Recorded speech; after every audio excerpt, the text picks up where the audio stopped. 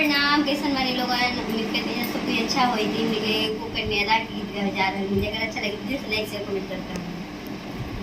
अरे काची अम्मा तोड़ला है पापा बगैचा कैला हो सुनावा बगैचा कैला हो सुनावा।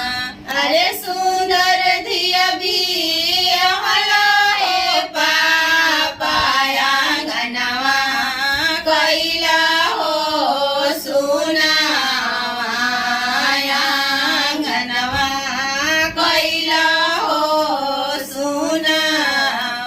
अरे रोजे रोजे कहला ए पापा धियावा बाड़ी जान जाला।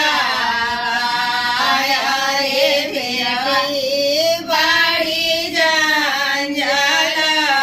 अरे एको दिन ना कहला ए पापा पतोहिया बाड़ी जान जाला। पतोहिया बाड़ी जान जाला। अरे काछे अम्मा तोड़ला ए पाछा बगैचा कैला हो सुनावा बगैचा कैला हो। काछे अम्मा तोड़ला ए भैया बगैचा कैला हो सुनावा बगैचा कैला हो सुना। रोजे रोजे कहला ए भैया बहिनिया बाड़ी जान जाला।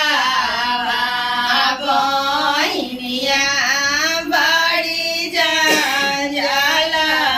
अरे एको दरना कहला ए भैया तिरिया बाड़ी जान जाला। तिरिया बाड़ी जान जाला। ये हमने की रहल कन्यादान की अगर अच्छा लगे तो लाइक शेयर कमेंट करता हूँ। जय हर हर महादेव।